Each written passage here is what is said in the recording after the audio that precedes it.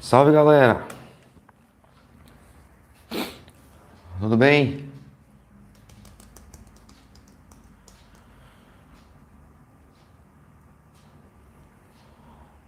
Boa tarde, boa tarde, boa tarde. Vamos chegando aí, pessoal. Quem tá no chat, por favor, dá aquele ok. Estou aqui olhando o chat logo abaixo da câmera. Quero saber se vocês estão me ouvindo e me vendo bem. A barra aqui, né? Vou tirar essa barra aqui. Vamos deixar ela aqui. E aí, tudo certo?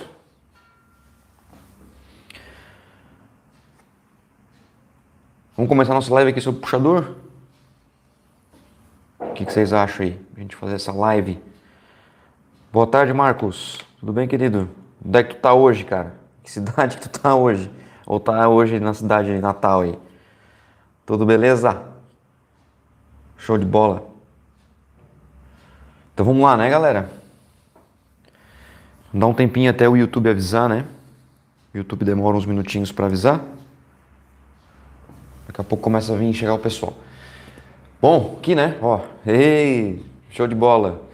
A minha câmera tá posicionada aqui, vocês podem ver, certo?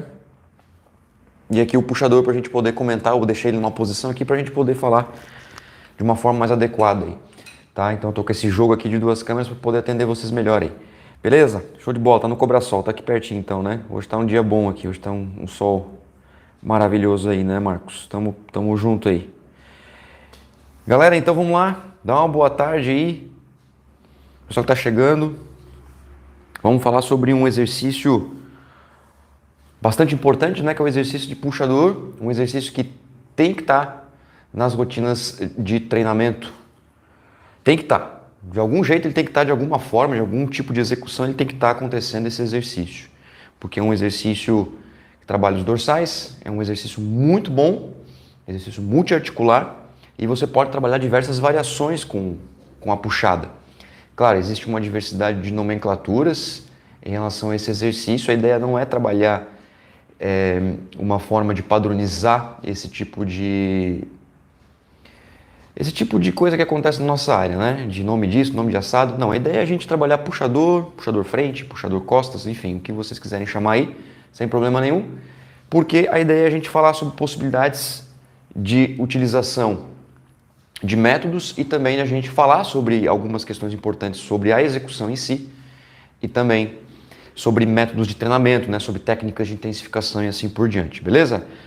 Boa tarde, Roberto. Boa tarde, querido. Seja bem-vindo aí. Vamos, então, falar sobre esse exercício aqui. Bom, galera, é o seguinte, ó. O puxador, eu vou até ver se eu consigo colocar um pouco mais para trás aqui a câmera, para ver se dá para pegar uma visão maior lá.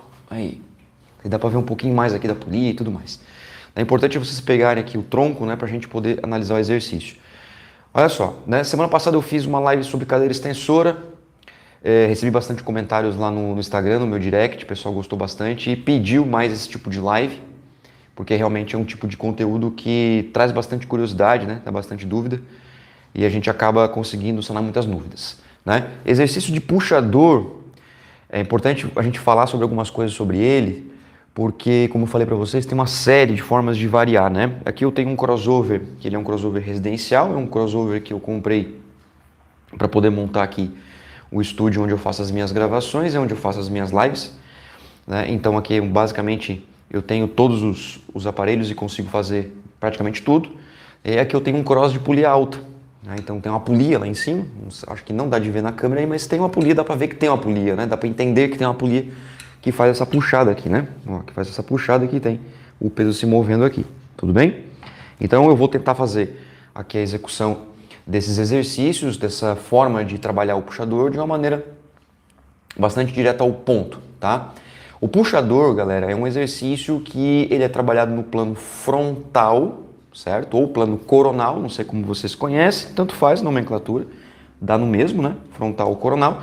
Ou seja, ele é feito de cima para baixo, né? Ele é feito no plano vertical. Então a gente tem os planos sagitais, plano sagital, plano frontal e plano transversal. São os planos corporais.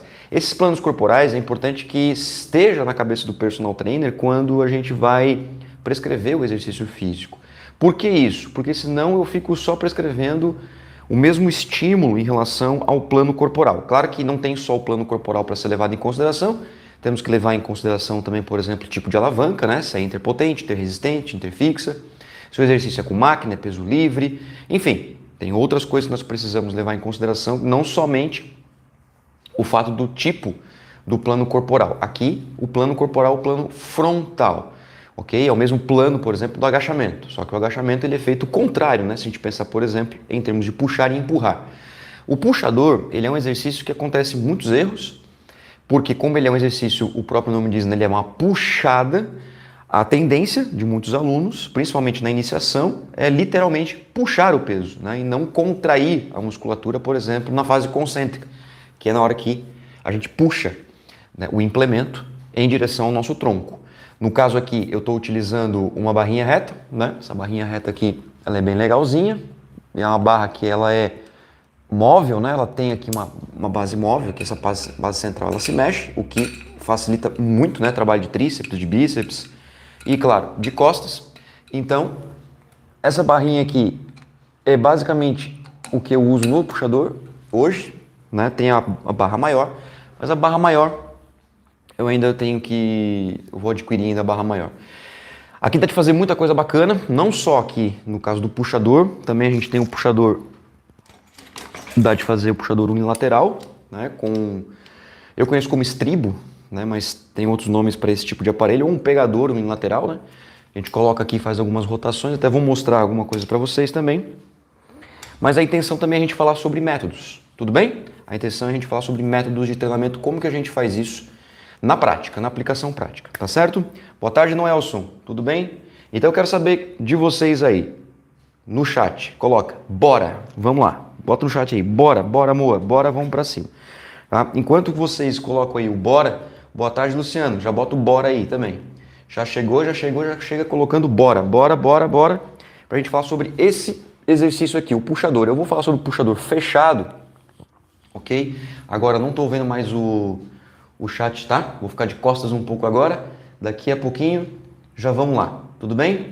Boa tarde, Patrícia. Bora então, já chega aí colocando bora, vamos para cima, certo? Ó, o puxador, tá? Ele é um exercício feito no plano frontal. É importante que quando você fizer o puxador ou o seu aluno fizer o puxador, né? Aqui nesse caso, galera, eu não tenho apoio, tá? Ó, eu não tenho apoio. Eu não tenho aquele apoio aqui para os joelhos, sabe? Como uma máquina profissional. Não, eu tô com o corpo totalmente dependendo da minha estabilidade do meu quadril aqui. É claro que o peso vai ser determinante para isso, né? É importante que a distância da polia, né, a distância que eu estou da polia, nesse caso aqui, impede que eu faça com mais peso, tá? Impede que eu faça com mais peso. No caso, quando eu estou treinando, por exemplo, eu sento no chão, eu faço no chão, então eu fico mais abaixo. Aqui eu estou sentado num banco, vocês não estão vendo um banco, mas eu estou sentado aqui num banco, tudo bem? Um banco reto.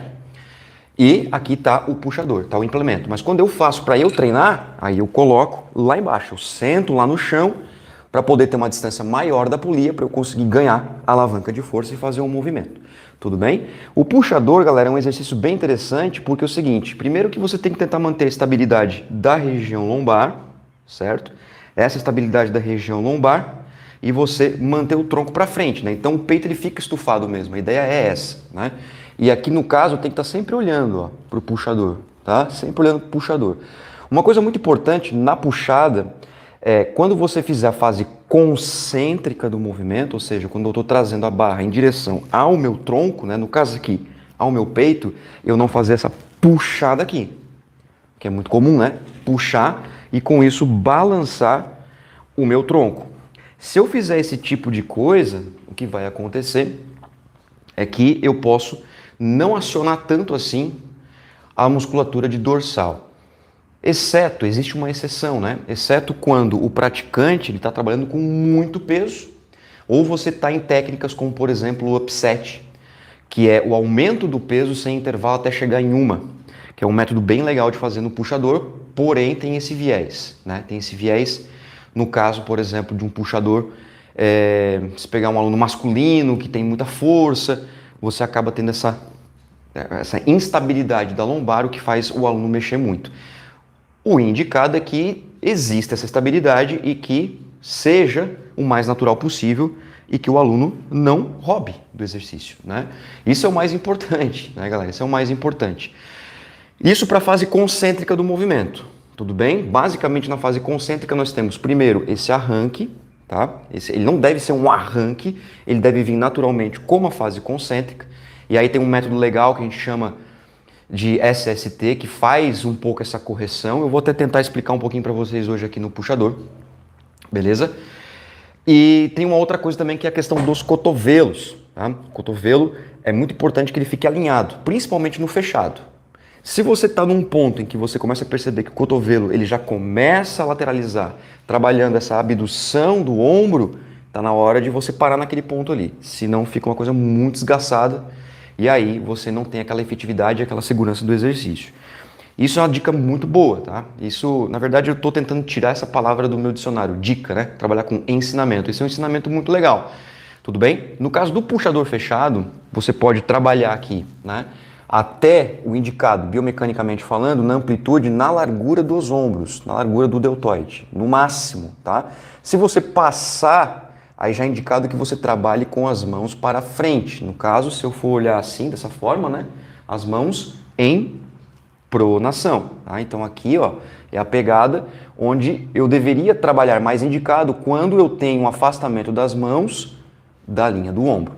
Então, conforme eu vou, ó, aproximando as mãos, tá, da linha do meu ombro, é importante você já trabalhar essa pegada mais fechada, ou seja, essa pegada com as mãos para dentro, tudo bem?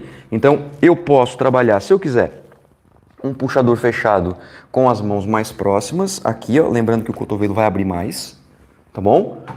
E se eu trabalhar na largura do ombro, até a largura do ombro, ele fica bonitinho. O cotovelo ele acompanha a linha do punho e eu consigo fazer uma boa contração e uma boa extensão dos dorsais, beleza? Então fica direitinho se eu trabalhar com essa pegada em relação à linha do cotovelo e à linha dos ombros, beleza? Esse ensinamento ele é muito importante. Tá? No caso do final da concêntrica, dá para a gente fazer algumas estratégias de pico de contração que nem a gente discutiu na última aula, no sábado passado, sobre a cadeira extensora. Fica bem show de bola também. Tá? Vamos ver se a gente consegue fazer tudo isso nessa tarde. Tudo bem? Na fase concêntrica, a gente tem esses cuidados, entre outros também, que a gente tem, mas basicamente quando você está ensinando exercício, a estabilidade da coluna lombar, né, e o ensinamento das linhas entre ombro, punho e também o cotovelo que vai fazer essa estabilidade, né? No caso do puxador frente, né, o puxador clássico, aquele puxador mais tradicional, esse também tem algumas discussões bem interessantes do cotovelo não passar da linha do tronco para trás, né, para o ombro não trabalhar em hiperextensão. Tem também, eu acho super válido a gente trazer isso, só porque o exercício se torna mais difícil, né? O que é muito bom também, porque se o exercício está muito fácil, pode ser que o aluno está utilizando de alguma estratégia que não é para ser utilizado para se favorecer durante o treinamento. Tudo bem?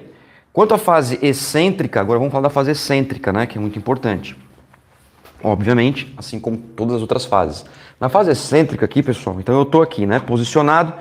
Eu estou posicionado aqui no meu banco, estou bonitinho, estou alinhado. E aí eu faço um movimento concêntrico e tem um movimento excêntrico também. O movimento excêntrico tem uma grande discussão no que é você estender totalmente o braço, ó, ficando praticamente com o cotovelo bloqueado e você trabalhar esse alinhamento um pouquinho antes da extensão total do cotovelo. Particularmente falando, daí é uma opção minha, né? Eu gosto de quase naquela extensão. Muito parecido se a gente pensar, por exemplo, na cadeira extensora, no cotovelo com o joelho. Né? Quando eu estou na cadeira extensora, que a gente viu na semana passada. Quem não viu, é só assistir semana passada a live que está no canal aqui ainda. Quando eu vou fazer a fase concêntrica do movimento, ou seja, fazer a extensão do joelho, você deve ir um pouquinho antes da extensão total do joelho, para não haver o bloqueio total do joelho. Aqui vale a mesma premissa para o cotovelo. Essas articulações do nosso corpo são fundamentais para a musculação. Joelho, cotovelo, né? Ombro, né? Articulação do ombro, entre tantas outras que nós temos, quadril e assim por diante. No caso que a gente viu da cadeira extensora para o puxador, segue a mesma linha de raciocínio. Se você trabalhar essa extensão total do cotovelo, você pode bloquear o cotovelo. Inclusive, causa uma perda de tensão muscular. Então, manter essa quase extensão total do cotovelo faz muita diferença na eficiência do exercício, beleza? Inclusive, se o aluno ele tende a bloquear o cotovelo, ele tende a puxar na próxima concêntrica. Ele faz isso aqui, principalmente se o peso for alto, né? Ó, o que que ele faz? O aluno ele puxa, daí ele estende, bloqueia, puxa de novo, daí ele estende, bloqueia, puxa de novo. O que que seria o mais indicado, né? Ó, você trazer na concêntrica, fazer a excêntrica, antes de estender o cotovelo, você traz novamente a próxima fase concêntrica e assim vai sucessivamente. Aí você vê aquele exercício bonito, né? Você vê aquela execução legal dentro da condição morfológica do aluno. Não existe execução perfeita, pessoal, porque o ser humano é diferente um do outro. Cada um tem suas alavancas, cada um tem suas particularidades ósseas, particularidades articulares, tendíneas, musculares. Então tem o que é um exercício seguro, confortável e eficiente. Isso sim, perfeito não, tá? Esse negócio, jeito errado, jeito certo. Calma, muita calma, porque nós precisamos fazer uma série de avaliações da individualidade biológica do aluno para saber se realmente aquele exercício ele é viável para o nosso aluno, se aquele exercício ele pode ser executado em diferentes fases, com diferentes métodos e assim por diante. Então a gente tem que ter essa cautela porque o nosso aluno ele é um ser único, exclusivo, se modifica o tempo todo, nós precisamos trabalhar dessa forma muito mais coerente. Beleza? Então nessa fase excêntrica tem esse percalço, né? Outra coisa que eu gosto também de falar, às vezes passa um pouco batido, mas é muito importante e eu gosto de falar sobre isso porque acontece em alguns exercícios e às vezes nós nem percebemos. Depois dá uma notada entre vocês aí ou nos alunos de vocês sobre isso.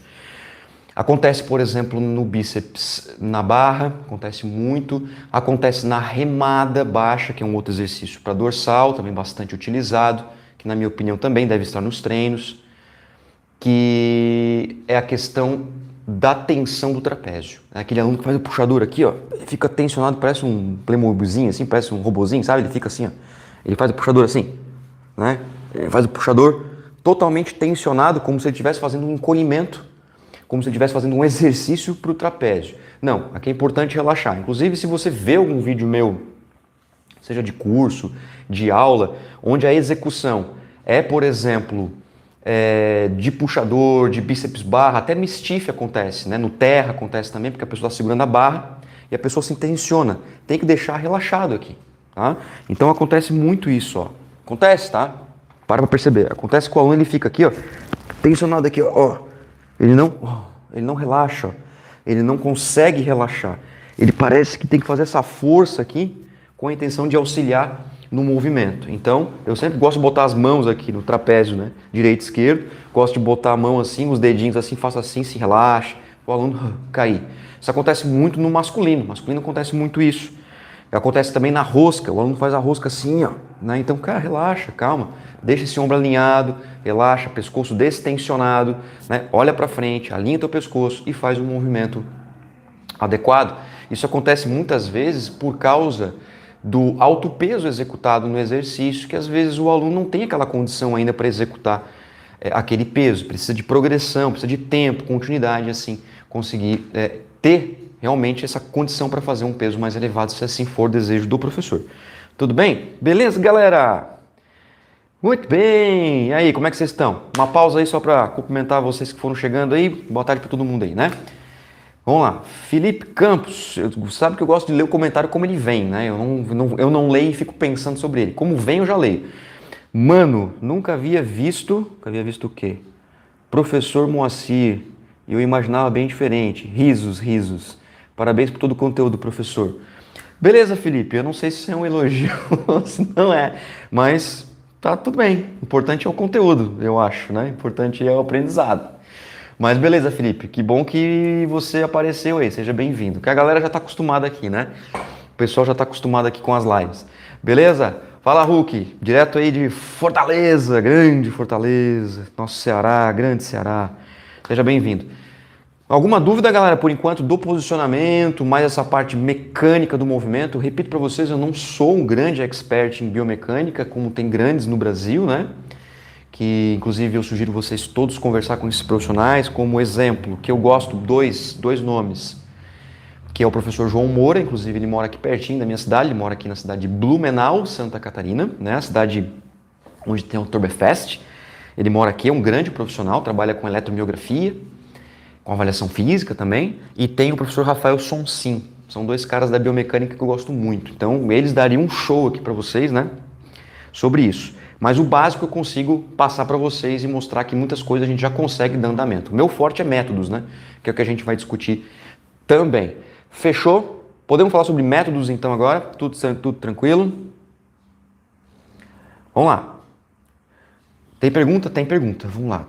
Tudo numa boa, professor. A sensação de pump na dorsal é bem o quê? É bem invisível. Quais as melhores formas de contrair o dorsal e dar ênfase à chamada asa? Talvez voador e crucifixo inverso? A Patrícia pergunta. Patrícia, olha só. A sensação do pump, tá? Ela vem basicamente dos redondos. Aqui. A parte final do redondo com a entrada do latíssimo do dorso. Dá para sentir pump aqui. Tá? Outra coisa importante também de sentir pump, que às vezes a galera menospreza muito, é o próprio trapézio. O trapézio é um músculo que dá muito pump. Só que dependendo do nosso aluno, a gente coloca, ou a gente não coloca exercício de trapézio, ou nós colocamos ele isolado com um treino de deltoide. Mas lembre que o trapézio faz parte da musculatura do dorso, né?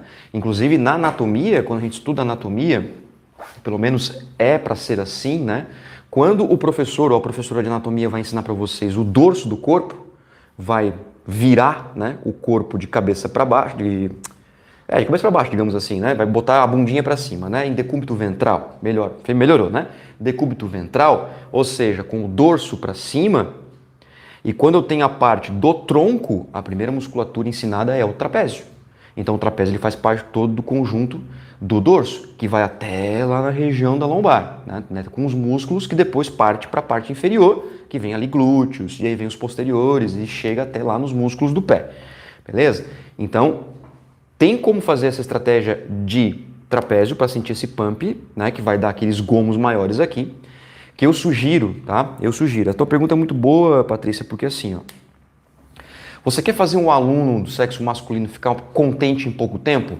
Deltoide, bíceps e trapézio. Por quê? Porque são musculaturas que são muito sensíveis às fibras brancas, fibras de contração rápida, muita sinalização para o aumento de massa muscular. Então você vê já, por exemplo, aquele menino, né, ou um homem mesmo, né, no caso, que já tem esse desenvolvimento aqui dessa parte de deltoide e trapézio e ele fica contente. Bíceps também vale, tá? Bíceps também, ok? Então você já usa essas estratégias para o teu próprio bem, né? Faz isso para que o seu aluno fique um pouco mais contente. Outra coisa importante também no que é os dorsais, em relação a essa parte dos redondos e da parte lateral do latíssimo do dorso, vem a remada fechada e o puxador fechado. São exercícios muito bons para você ter essa expansão. Tá? O puxador tradicional também. Crucifixo inverso, acho que foi o crucifixo inverso que você perguntou aí, né, Patrícia? O crucifixo inverso já é um pouco mais sensível, porque como ele é um exercício no plano transversal, tá? Ele é um exercício no plano transversal, o puxador é no plano frontal e a remada é no plano sagital, você tem que alinhar bem esse cotovelo na região dos mamilos para que você tenha uma ativação maior da musculatura dos dorsais, porque se você trabalhar na linha do ombro, a solicitação maior vem do trapézio superior e do deltoide posterior. Por isso, tem muitos professores que prescrevem, por exemplo, crucifixo inverso ou a remada baixa, sentado, aberta com as mãos afastadas no treino de ombro. Eu já vi isso, tá? No treino de posterior de ombro. Então, o professor coloca desenvolvimento com halteres, elevação lateral, elevação frontal, faz lá um combo de exercícios, por exemplo, se o aluno é avançado, e coloca o crucifixo, a remada alta, o encolhimento para trabalhar essa parte mais de trapézio e deltoide posterior. Tudo bem? Vamos lá. O que mais tem aí? Vamos ver. Fechado. Manda abraço nos métodos, José. Vamos lá, José. Gilvan, puxada supinada, plano sagital, eixo lateral, sequência correta de ativação e articular. Tá. Queixo para não. Tá.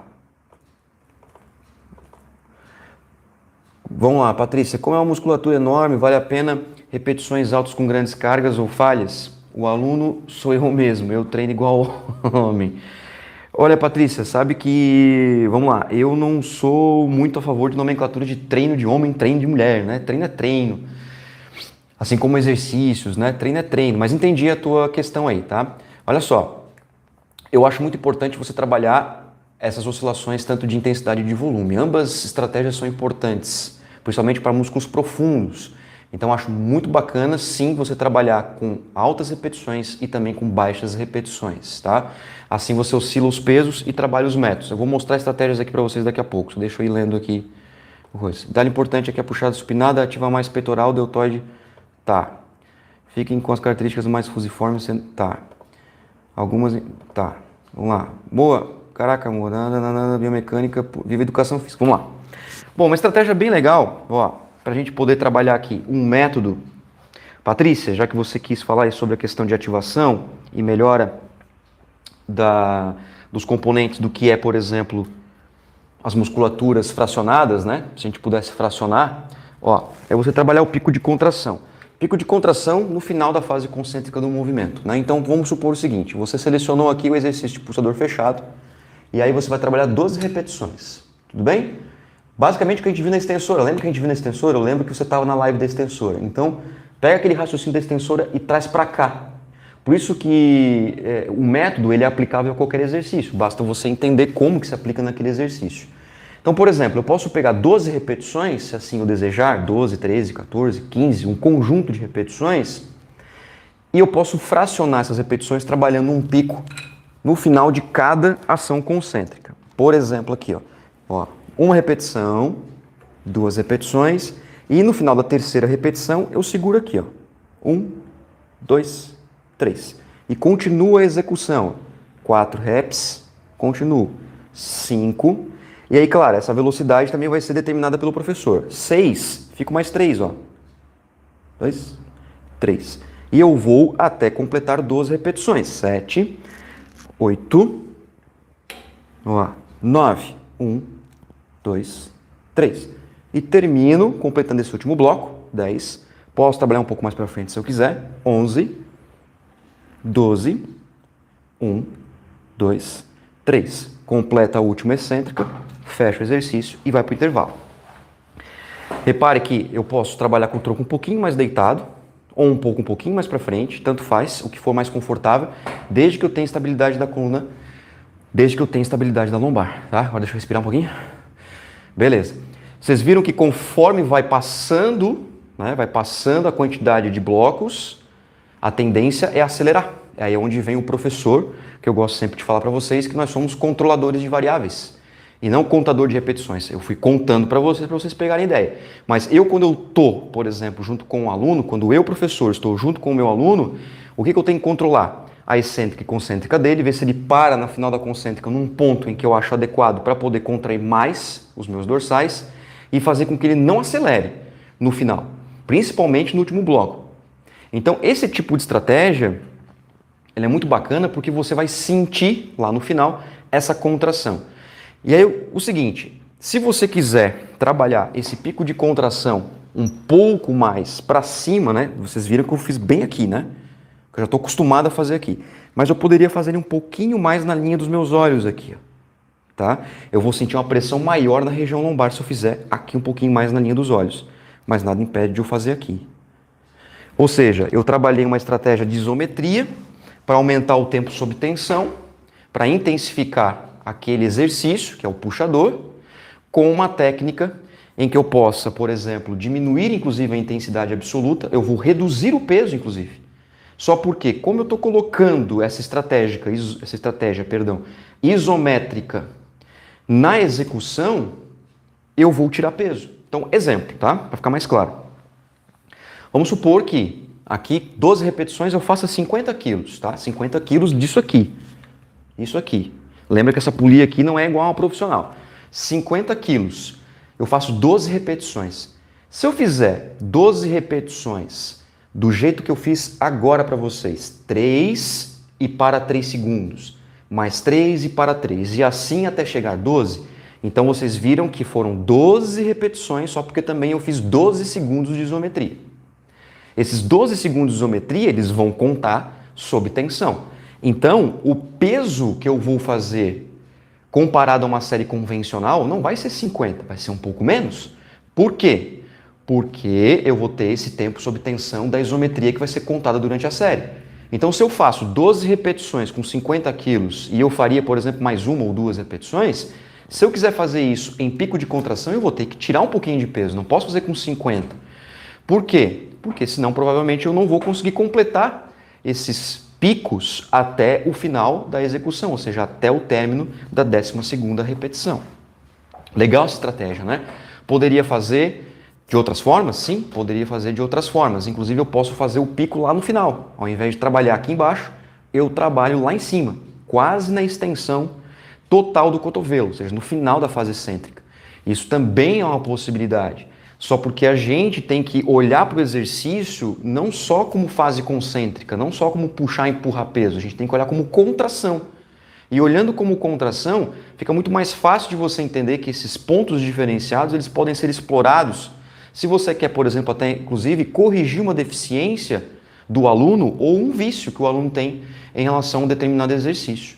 Tudo bem? Tranquilo? Show de bola! Maravilha. Boa tarde, Yankee.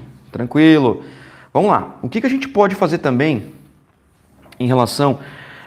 aí pegando as perguntas de vocês, né? Se tiver pergunta, deixa aí, tá, galera? Se tiver perguntas, deixa aqui. Eu tô com um monitor aqui embaixo, eu consigo ver as perguntas de vocês. Lá na câmera eu não consigo ver, porque eu sou cego. Então eu não consigo enxergar. Se tiver pergunta, deixa aí. Beleza. Ó, outros métodos que a gente pode trabalhar que são bem interessantes também, no caso aqui do puxador... que eu falei para vocês sobre essa questão da importância de trabalhar essa excêntrica, concêntrica e a isométrica, é o SST. O SST é um método bem legal para trabalhar isso. Eu vou explicar isso para vocês aqui. E a gente consegue, claro, aproveitar o máximo possível dessas fases. Tá bom? Se tiver uns barulhinhos aí de peso, normal, né, galera? Olha só, uma pergunta que sempre surge. Não sei se vai surgir, pode ser que surja entre vocês daqui a pouco. Deixa eu ver aqui, 30. Não vou botar um peso real não, tá, galera? Porque aí, senão pega, né? Ó, o que eu tava falando? Uma pergunta que sempre surge. Tá, Moa, eu faço quantas séries disso? Por exemplo, esse pico de contração que você executou, faço quantas séries? Às vezes sempre sai essa pergunta. Sempre sai essa pergunta. Toda vez que a gente vai fazer aula, curso, sai essa pergunta. Tá, mas eu boto esse pico de contração em que nível de treinamento? Posso fazer em qual nível de treinamento? Posso fazer com quem? Em que momento? Quantas séries? São perguntas muito importantes. Por que elas são importantes? Porque remete à periodização do treino. Então, por exemplo, se você quiser trabalhar o exercício todo com o método, exemplo, né? Ó, o puxador, você, meu querido aluno, você, minha querida aluna, vai executar em pico de contração, 12 repetições, 4 blocos de 3 repetições para 3 segundos. Então, o que eu fiz aqui, você pode prescrever para o seu aluno 3 séries, mantendo o mesmo peso, não precisa alterar peso. Tá? Pode manter o mesmo peso para as 3 séries. Então, o aluno ele vai fazer o puxador, todas as 3 séries, em pico de contração. Faz uma, descansa, faz outra, encerra. Ou 4 séries, enfim. Ou pode ser também uma série de um conjunto de séries. Né? Às vezes eu gosto de fazer isso, principalmente quando o aluno está em treino regenerativo. Por quê? Porque o treino regenerativo ele acaba sendo em baixa intensidade e baixo volume, e aí parece que o aluno não treinou. A isometria, ela ajuda você a ter essa sensação de pump justamente porque você mantém alguns segundos em tensão sem movimento. Por isso se chama isometria, né? Isometria. Agora, uma coisa bem interessante também é que eu posso fazer essa estratégia com qualquer população em qualquer nível. Qualquer população em qualquer nível. Eu trabalho isso com idoso também. Idosos, por exemplo, hipertensos. Trabalho.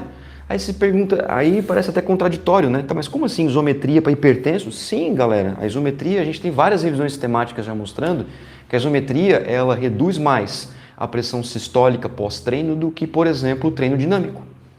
Então, a isometria, de alguma forma, se você trabalha com idoso, se você trabalha com hipertenso, de alguma forma você tem que encaixar.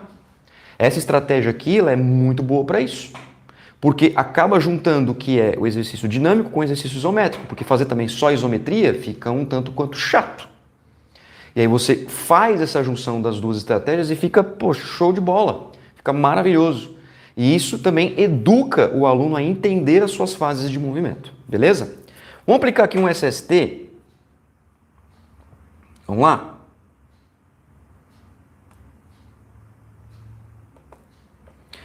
Perguntas. Vamos lá, Hulk.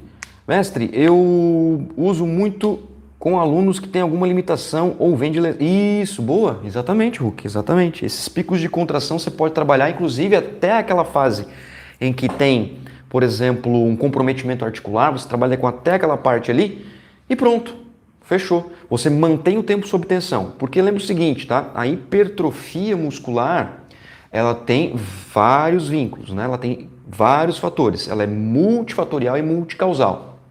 Muitas coisas causam ela e ela gera muitas coisas no nosso corpo. Multifator, multicausa. O que acontece também é o seguinte, ó. O tempo sob tensão, ele vem ganhando bastante evidência científica, e sim, né? É uma coisa palpável, né? É uma coisa palpável, a gente palpa isso. O tempo sob tensão a gente palpa, a gente vê. Ó, o aluno ficou tantos segundos sob tensão muscular. Isso é algo que está na nossa realidade o tempo todo. Então, é uma variável que nos interessa bastante. Muito, inclusive. Ou seja, você pode aumentar o tempo sob tensão com estratégias como, por exemplo, essa do pico de contração. Outra estratégia bacana, que eu acho muito viável aplicar também, é justamente o Sarcoplasma Stimulate Training, que é o SST, né? A siglinha SST. É um método muito legal, cara. O problema dele, não é um problema, né? A limitação, melhor dizendo, dele é que é um método indicado para indivíduos avançados ou extremamente avançados. Ou seja, teoricamente, então não vou aplicar com iniciantes, não vou aplicar com populações especiais, exceto se essa população ela for avançada. Então a gente tem que parar de tratar idoso como iniciante. Tem idoso que é avançado. Recentemente a gente fez um curso aqui no YouTube, que foi sobre periodização para idosos, né? Métodos de treinamento para idosos, com o professor Luiz Fabiano, e ele mostrou diversos métodos de treinamento aplicados a idosos avançados. Idoso sendo colocado para fazer um drop set com falha. Mas é um idoso avançado. E qual é o problema de ele fazer um método como esse? Ele tem condição para fazer, tem 40 anos de academia, então faz, sem sombra de dúvida. Agora, claro que nós temos o processo de envelhecimento para cuidar. Só que isso não significa que o aluno não pode executar. Ele só precisa passar por todo o processo de continuidade e assim gerar, né, um estímulo bacana. Beleza, Hulk? Então, sim, eu gosto de trabalhar picos de contração nessa estratégia aí. Vamos falar sobre o SST aí, nessa última parte? Vamos falar sobre ele? E um detalhe que é interessante, que tem estudo com Rinori e colaboradores de 2009, que mostra a correlação aguda entre o pump e a área de secção transversa por ultrassom. Sim, só que de caráter agudo, né? O cara, quando bota o nome do artigo com a data... Galera, ó, SST. Vamos colocar aqui, ó. Eu vou mostrar para vocês aí na câmera. Tem 10, 20, 35, tá? 35 quilogramas. Dá para fazer bem didático aqui para vocês. O que é o SST? Vamos trabalhar ele, né? Um método de intensificação, um método bem bom, que ele surgiu já há um bom tempo, mas em termos de nível de evidência científica, ainda são poucos estudos que tem sobre ele, né? Inclusive livros, também são poucos. Tem o livro do Jonato que fala um pouco sobre o SST, mas é um trechinho assim só. Eu exploro um pouco mais no meu livro sobre o SST. Eu tenho uma playlist completa aqui no canal sobre o SST, explicando todas as variáveis, intervalo entre as séries, tempo sob tensão e o peso do exercício. Então é só pegar aqui no canal também, que tem lá uma playlist completa para você pegar o beabá do SST e também a parte avançada dele. O SST é uma estratégia muito legal porque você vai manipular os tipos de ações musculares. E aqui no puxador é muito nítido ver isso. E é muito legal de fazer isso porque o aluno ele se perde. Ele se perde, tá? Eu vou te mostrar na prática que ele se perde, principalmente na concêntrica. Porque qual que é a intenção? A intenção é que o nosso corpo ele faz a fase concêntrica como se fosse um mecanismo de defesa, que de fato é. Só porque quando ele trabalha com métodos como esse que eu vou mostrar para vocês aqui, a tendência é que o aluno ele se perca, por causa justamente do costume neural que ele tem de fazer essa puxada. Aí você vai ver na prática quem é o cara que puxa e o cara que contrai. Qual é o cara que puxa ou o cara que faz a contração? Isso fica muito nítido quando você aplica o SST. Se o aluno nunca fez, tudo bem, é normal que o aluno vai ter uma ou outra dificuldade no começo, obviamente. Mas se você começa a aplicar mais esse método e o aluno ele não progride na concêntrica, então é aquele aluno que ele precisa trabalhar a educação de movimento. Tudo bem? Como que funciona o SST? O SST é uma sequência de repetições onde o que muda é o foco da ação muscular. É uma das variáveis. O SST são 3 variáveis. Eu vou falar sobre uma delas, que é o tempo sob tensão. Qual que é a ideia? A ideia é você utilizar e gastar todas as suas ações musculares em uma sequência lógica disso. Ok? Deixa eu pegar aqui um cronômetro para a gente fazer isso na prática. Como que funciona? Funciona assim, ó. Primeiro você vai pedir para o aluno executar uma série convencional, uma quantidade de repetições convencionais, 6, 8, 10, 12, enfim, 11, 13, um número que fica em torno de 10 repetições, tá? 10 repetições é um número bem bom para a gente trabalhar esse SST. Tudo bem? 10 repetições é um número bom? É um número bom. Preconiza-se nessa primeira execução, nessas primeiras 10, já a falha. Por isso que vem essa limitação do método. Por isso que o método não deveria ser usado para todo mundo. Mas a gente pode fazer algumas adaptações. Podemos fazer uma adaptação sem falha para a gente abrir a possibilidade para outros públicos executarem. Bom, terminadas essas 10 repetições com um peso X, né, um peso que vai ser adequado para o aluno fazer 10 repetições. Nesse caso aqui, eu estou usando 35. Não é o peso que eu uso, mas eu vou fazer aqui para vocês verem na prática, para ficar bem bonitinho. Quando acabar 10 repetições, o professor, o profissional, ele vai trabalhar a manipulação do peso do exercício. Primeiramente, o peso. Segundo lugar, ele vai trabalhar o tipo da ação muscular. Terceiro lugar, ele vai trabalhar a velocidade da ação muscular. Por isso que não é qualquer profissional que domina esse método. Eu costumo dizer que eu vejo quando o cara domina método é quando ele consegue dominar o SST. Por quê? Porque se a gente pensar, por exemplo, no círculo de variáveis de manipulação de treinamento de força, que não é simplesmente só repetição e peso, né? Tem intervalo, tem frequência, tem velocidade da ação muscular, tem tipo da ação muscular, tem muitas outras variáveis envolvidas. Como, por exemplo, se você pega o método pirâmide, que você aumenta o peso, diminui as repetições ao longo da sequência de séries, o que eu manipulei? Repetições e peso. Só porque eu tive intervalo para fazer isso, então tenho mais tempo.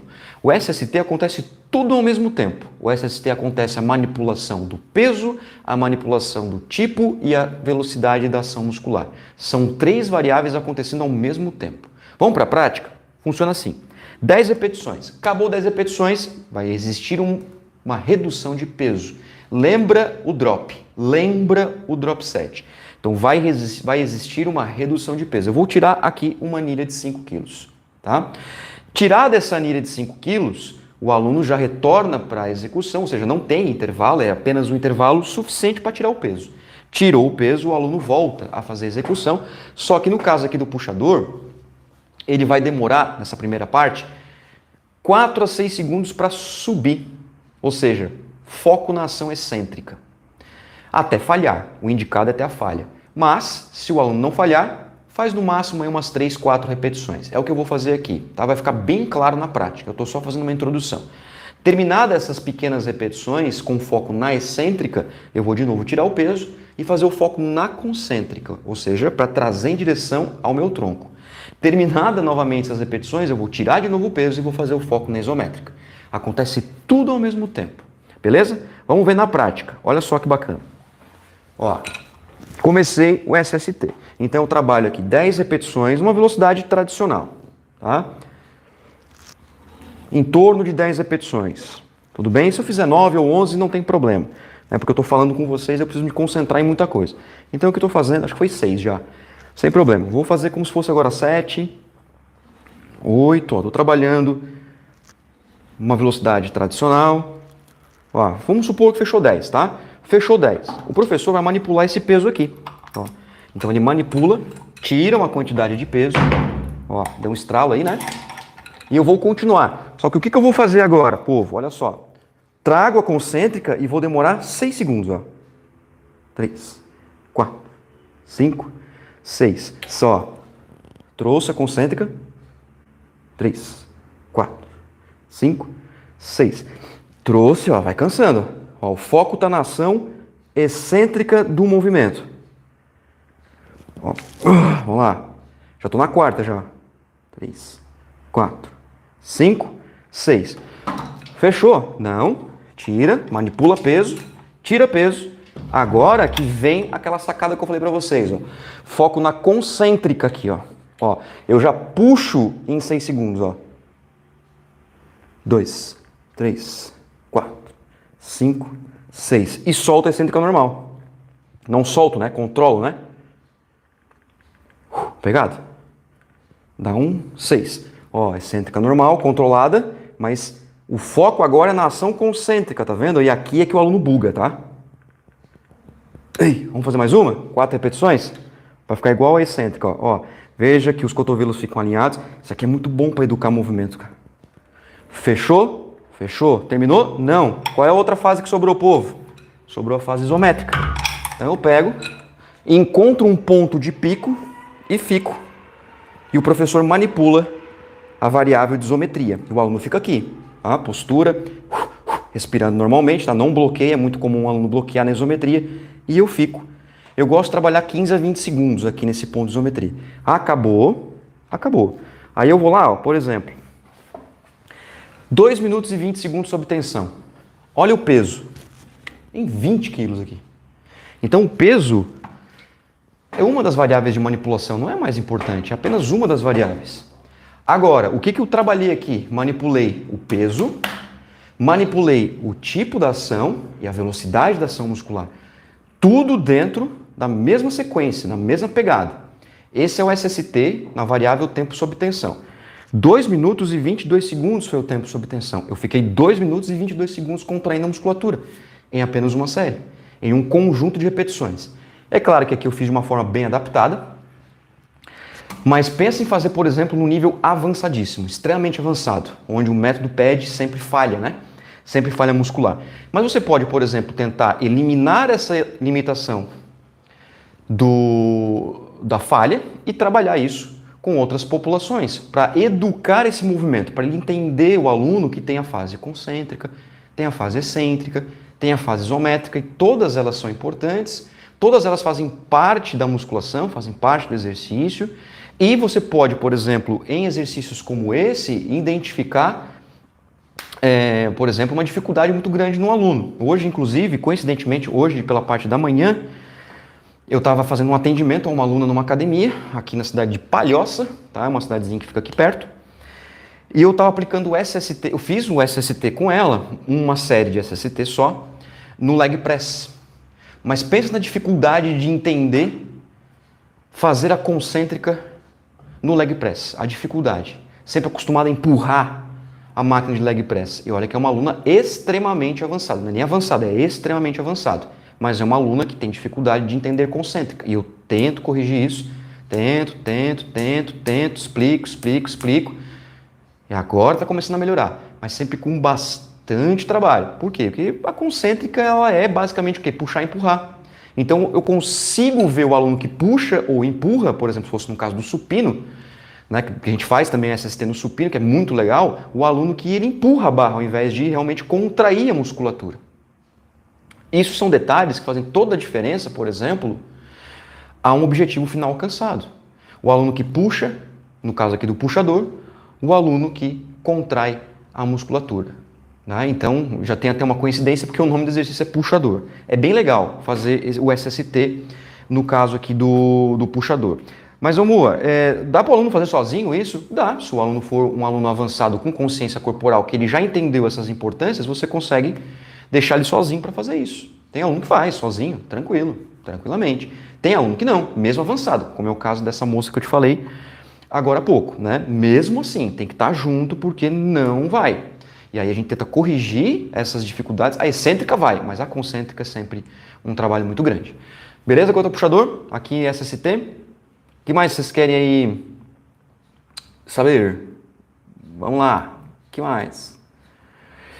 Mensagens, vamos ler as mensagens, vamos lá. O Hulk já trabalha há 5 anos na sala de musculação e uso muito técnicas de isometria com os meus alunos e até hoje nenhum teve algum tipo de lesão. Claro, dependendo de cada um. Se for bem prescrito, né, Hulk, tá tudo certo, né, cara? Se for bem prescrito, ó, show de bola. José pergunta, o que significa SST? Boa, José. SST significa sarcoplasma, beleza? Primeiro S. Stimulating, que significa, que se escreve stimulating, que é do inglês, né? E T, training, tá? SST. Sarcoplasma Stimulate Training. Beleza, querido? SST. Fala SST que tudo certo. Beleza?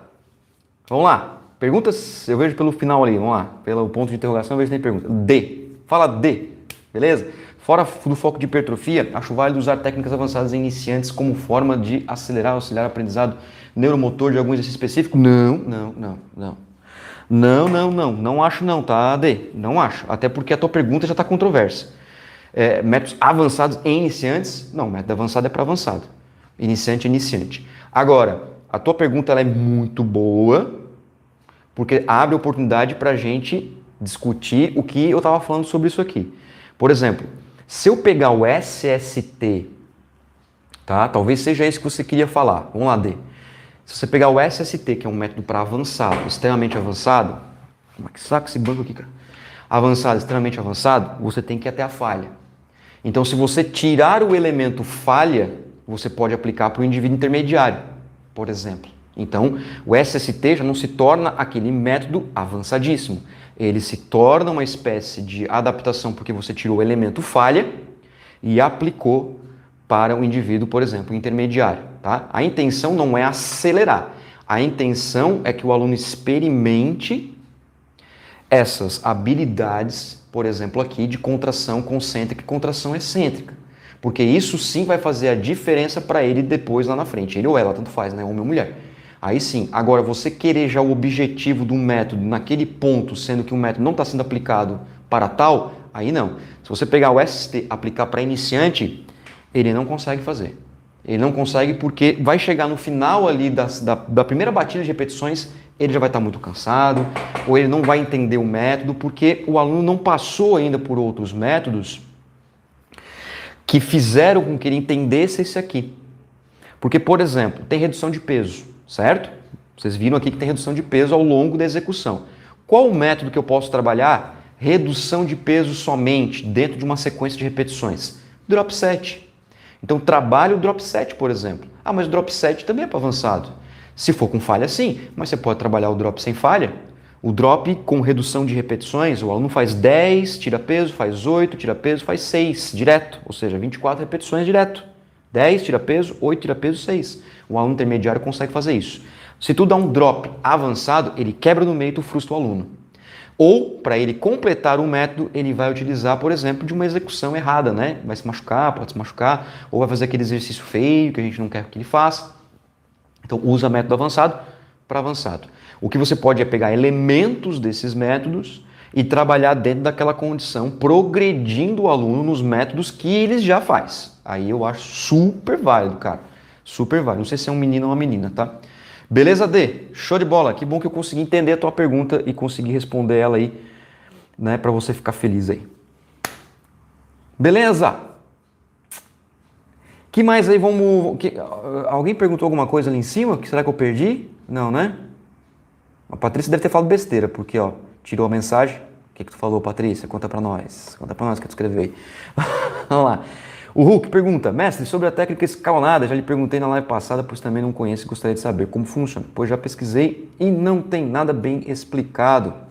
Olha só, Hulk, tu me perguntou, né, cara, e sabe que eu lembrei da tua pergunta e fui pesquisar também. A técnica escalonada, apesar de eu não ter encontrado estudos, eu não encontrei evidências, eu encontrei apenas comentários de professores. São válidos?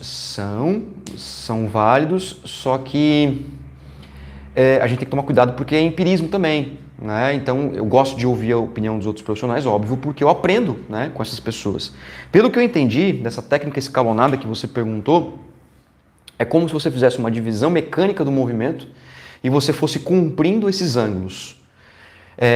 Pelo que eu entendi do método, né? É um método que eu acho muito parecido com as repetições parciais, que aí sim nós temos literatura, né?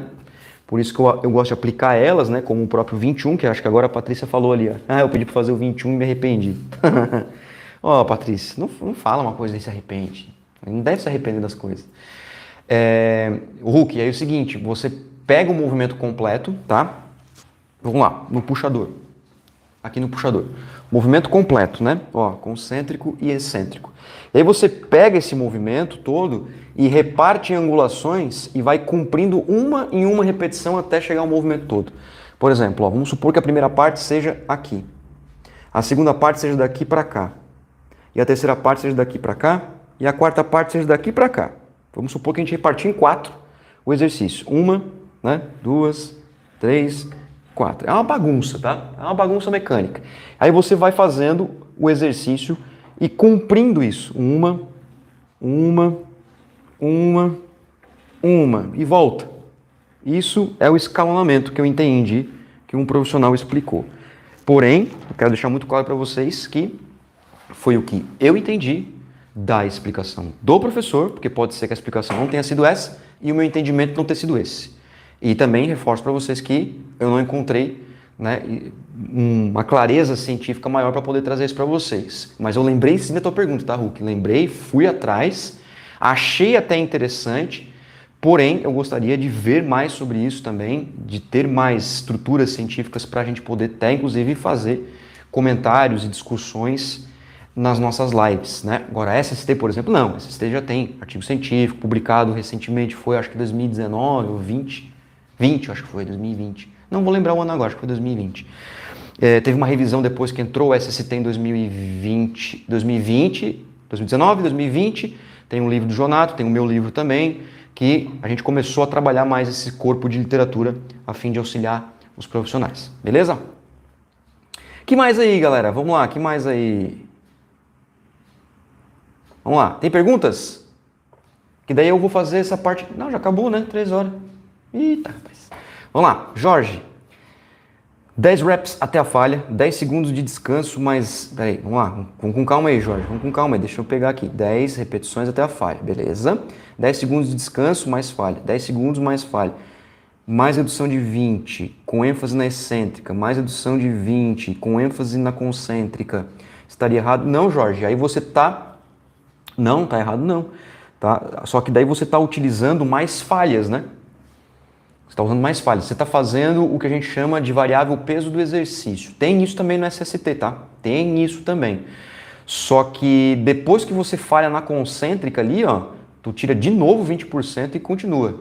Ele é mais longo, demora mais. Por isso que às vezes eu não gosto nem de aplicar, mas é uma possibilidade, tá? É uma possibilidade de você fazer essa estratégia de falha com pouquíssimos ou mínimos intervalos, até porque 10 segundos a gente nem conta, né? Porque 10 segundos é o tempo de tirar o peso e voltar, então acaba acontecendo de fato, né? Mas sim, tá? Não é errado, cara, não é errado, é uma técnica bem avançada.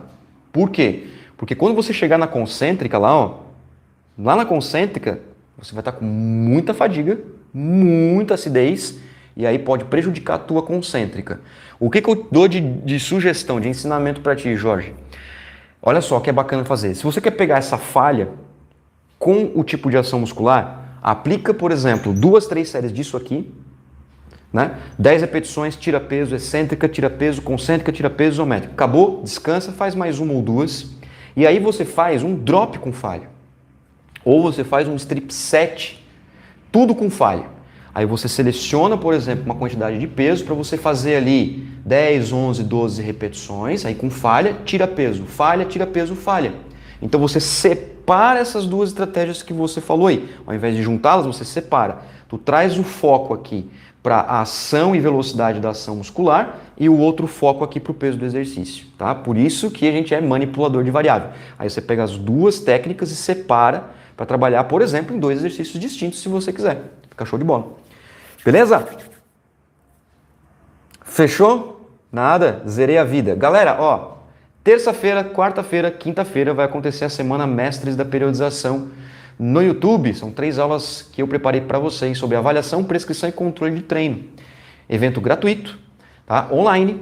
Basta você ir lá no meu Instagram, pega o linkzinho ou aqui na descrição desse vídeo tem o link para você se inscrever. Gratuito, tá, galera? 0800. Paga nada. Vem se inscrever, participar do grupo do WhatsApp e receber as informações e os links por lá. Terça, quarta e quinta-feira, às 20h30. E depois tem uma live domingo, que eu vou dar um presente para um de vocês. Não vou contar, vou deixar lá para a live. Beleza? Zerou a vida então? Show de bola, Patrícia. Bom final de semana. Galera, vamos encerrando então. Quem tiver mais alguma pergunta aí, pode perguntar que a gente fala. Próxima live poderia ser sobre abdômen. Poderia ser sobre abdômen, com certeza, Patrícia. Podemos pensar nessa possibilidade. Só que daí eu fazer o abdominal vai ficar complicado, porque daí eu tenho que falar e fazer, né? Aqui até consigo, na cadeira extensora até consigo. Agora, no abdominal, daí eu vou ter que tentar achar um aluno ou, né, um voluntário aí pra gente fazer. Show de bola! Nick Walker. Gostei do teu nome, cara. Nick Walker é bom, hein? Parece nome de jornalista americano. Boa tarde, mestre. Qual a diferença da cadeira extensora para o leg press em relação ao trabalho de quadríceps? Bom, olha, Nick, apesar de não ser o tema, né, na nossa live, mas eu vou te responder, cara, porque eu gostei do teu nome. Em relação ao leg press, é um exercício multiarticular e ele trabalha basicamente todo o quadríceps, parte posterior de coxa e também glúteo. Por isso que a gente conta para cada 2 séries de leg press, alguns profissionais contam até como uma série de glúteo e uma série de posterior de coxa. Cadeira extensora é isolado para a parte anterior de coxa, vasto medial, vasto lateral, reto femoral. Beleza? Eu fiz uma live sobre cadeira extensora, tá, Nick? Semana passada. Vai no canal aqui, semana passada você vai assistir e já sana outras dúvidas que você tem também 1 horinha. Fechou? Tamo junto? Valeu, galera! Hulk, vamos lá, pergunta. Suas lives e suas aulas no canal no YouTube me ajudam bastante no meu dia a dia de trabalho, pois na nossa profissão os estudos estão sempre inovando, verdade. E não podemos ficar para trás, com certeza, Hulk. Concordo plenamente e a gente troca figurinha também, né? Discussão de gente grande. Obrigado. Fico muito feliz em poder ajudar todos vocês. Sejam sempre muito bem-vindos. Não sai sem se inscrever no canal, tá? E não sai sem dar o like. Faz a gentileza aí, uma forma de gratidão, né? Deixa esse like e aí se inscreve no canal. Tamo sempre junto. Semana que vem, galera, provavelmente não vai ter live, vai ter no domingo, tá? Domingo tem live daí à noite. É uma outra coisa porque faz parte de um outro evento. Fechou? Valeu, Noelson. Muito obrigado. Um grande abraço aí pra você também. Valeu, Nick. Assiste lá. Assiste que tu vai gostar, tá? Assiste que tu vai gostar dessa live. Foi 1 hora de debate aqui na cadeira extensora. Mostrei método 21, drop 7. Foi bem interessante. Tu vai gostar bastante. Vai curtir bastante. Galera, um grande abraço para vocês. Um bom final de semana. Tudo de bom. Muito obrigado mais uma vez por vocês estarem aqui comigo, discutindo, perguntando, me ensinando também bastante coisas. E eu espero ver vocês todos terça, quarta e quinta-feira na Semana Mestres da Periodização e no domingo que eu vou trazer um presente para um de vocês. Tá? Não vou contar o que é, certo? No Instagram, Moacir PJ, me segue lá. Coloco bastante coisa para vocês lá também. E aqui, YouTube, canal Moacir Pereira Júnior. Se inscreve, deixa o like e a gente se fala o quanto antes. Semana que vem, no comecinho da semana já tem coisa nova aí. Live no Instagram, live no YouTube, durante a semana toda. Fechou? Um abraço, fiquem bem, tudo de bom. E aí eu vou guardando o peso aqui enquanto vocês vão se despedindo aí. Valeu, galera. Uma boa tarde, bom final de semana. Valeu, Hulk. Salve para Fortaleza, Ceará. Grande Fortaleza. Onde tem o Fortaleza, né? Onde tem os times de futebol lá. Valeu, galera. Bom final de semana, tá? Então fechou? Fechou. Agora, levanta aí. E um abraço a todos. Valeu!